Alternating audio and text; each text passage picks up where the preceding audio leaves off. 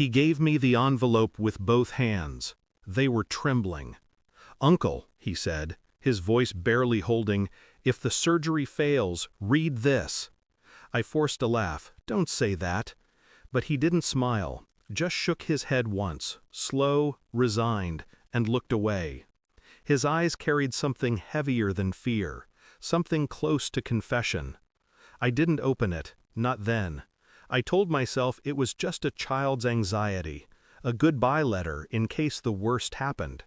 But when the operating room doors closed behind him and I stood alone in that pale, humming corridor, the silence pressed differently. I could still feel the weight of the envelope in my hand. It wasn't the paper that felt heavy, it was the way he'd said, "Don't show Mom." I tore it open. Just 2 sentences, written in shaky pen strokes. And the moment I read them, I forgot how to breathe. My sister, Rebecca, was the kind of mother who never stopped talking about her sacrifices, the sleepless nights, the debt, the husband who never really helped. But my nephew, Ethan, he adored her. Even after the divorce, when his father stopped calling, he'd still say, "Mom's strong, she'll fix everything." Now I couldn't stop replaying the note in my head. "Mom told me not to tell you who my real dad is, but I think you should know. It's you."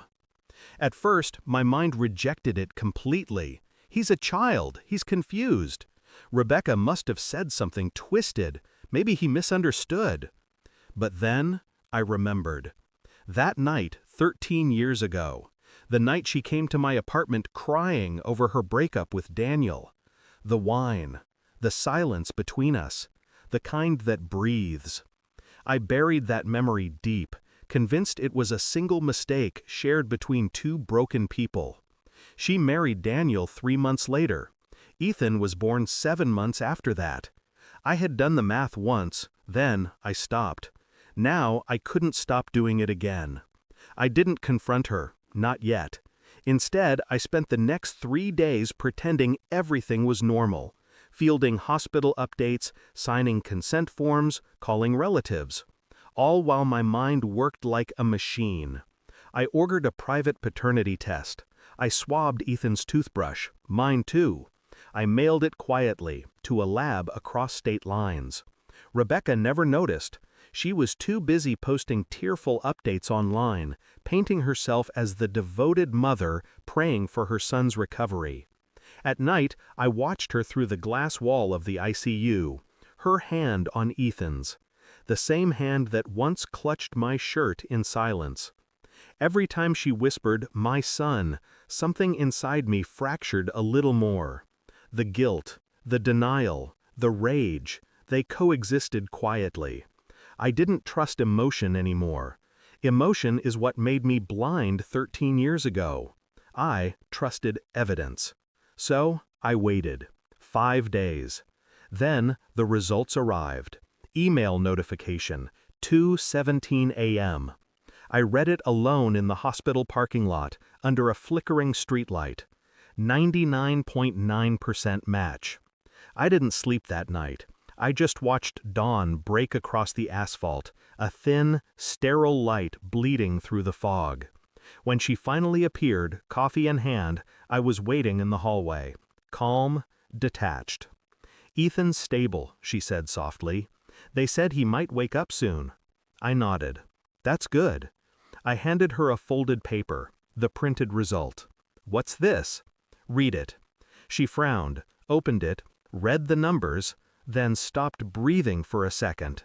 Her eyes darted up to mine. "This is a joke, right?" I said nothing. Her lips trembled. You did this?" I nodded once. He deserved to know. For a moment, I saw her crumble, shoulders folding in, hands shaking like a house collapsing from its own foundation. Then came the whisper. "You said you'd forget that night." "I did," I said, until he reminded me who paid the price. We stood in that sterile hallway, surrounded by machines breathing for others, and I realized how small her lies looked under fluorescent light. I didn't raise my voice. I didn't need to. I'm going to tell him the truth, I said quietly. When he wakes up, he'll know who really stayed by his side all these years. Her eyes filled, not with tears, but panic. You can't, he'll hate me. I almost smiled. He deserves the choice. She reached for me. I stepped back. The silence that followed was colder than any scream. Then I turned away, leaving her standing in that white corridor, face pale, eyes hollow, clutching the truth like a wound she couldn't cover. Ethan woke 2 days later, weak but alive. He smiled when he saw me. "Hey, Uncle." I didn't correct him. Not yet. Some truths should arrive slowly, like dawn, not lightning. Rebecca sat quietly by the window, eyes red, hands clasped. She couldn't look at me. I stayed a while, then I left without goodbye. In the parking lot, I watched the hospital shrink in my rearview mirror, one light fading at a time. There was no anger left, no forgiveness either, just stillness, the kind that comes when the noise finally ends. I had lost a sister, but I had found the truth. And truth, once revealed, doesn't need to scream. It simply exists. Thanks for watching. Don't forget to like, share, and comment. Subscribe now to Cheating Stories Insight World for more amazing stories.